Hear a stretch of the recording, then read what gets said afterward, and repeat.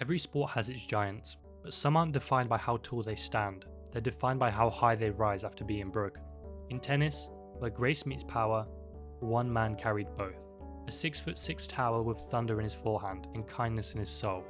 He wasn't supposed to change tennis history, not in the era of the gods, yet for one unforgettable moment, he did.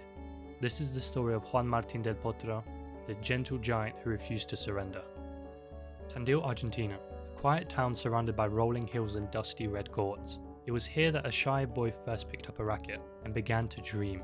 He wasn't loud, he wasn't flashy, but when he struck the ball, everyone stopped to listen. By 16, that forehand had become a weapon, brutal and pure. They called it the sledgehammer. By 18, he was already on the world stage. By 19, he was winning titles. 4 in a row in 2008. Something no teenager has done in decades. And then came 2009. New York, the biggest stage in tennis. He wasn't supposed to be there, not in the final against Roger Federer, the man who'd ruled the city for 5 years straight. But Del Potro didn't care about destiny. He made his own. Every swing, thunder. Every rally, defiance. And when match point came, he fell to his knees, tears, disbelief, triumph. At just 20 years old, a Grand Slam champion. Argentina had found its new hero, and the world had found its new giant.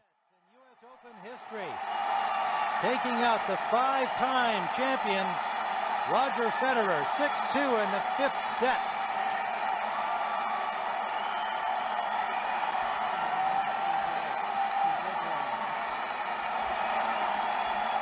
Gracious congratulations from the great Roger Federer. But sometimes, destiny doesn't care about talent. Barely months after his greatest triumph, pain whispered into his wrist. At first, he played through it. Champions always do.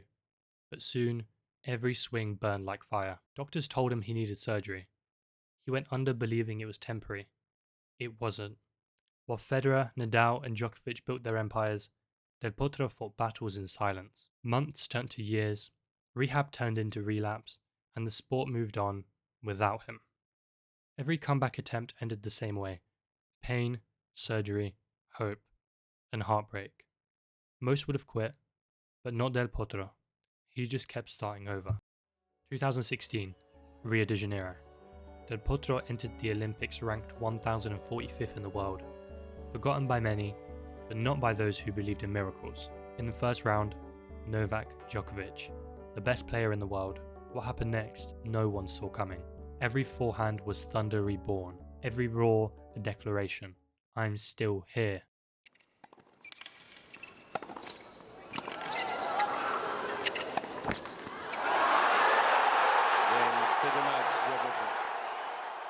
He beat Djokovic,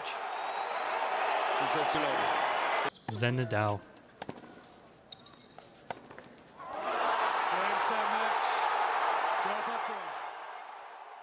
then reached the final.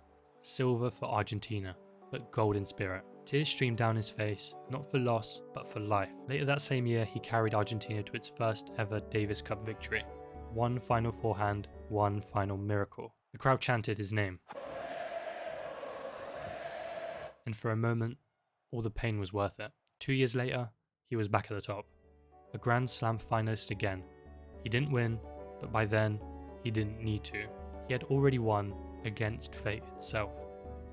By 2022, the body had given everything it could.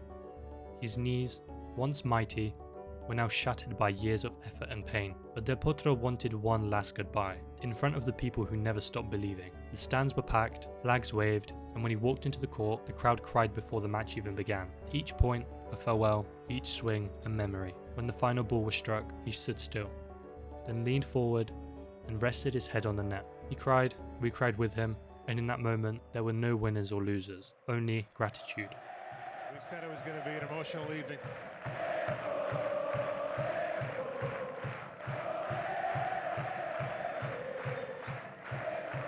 I have the Kleenex handy.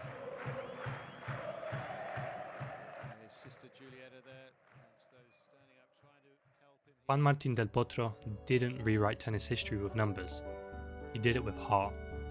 He taught us that greatness isn't measured by trophies, but by resilience, by kindness, by the courage to rise again. He was powerful yet gentle, broken yet unbeatable, a giant, but more human than most. He may have left the game, but the game will never forget him.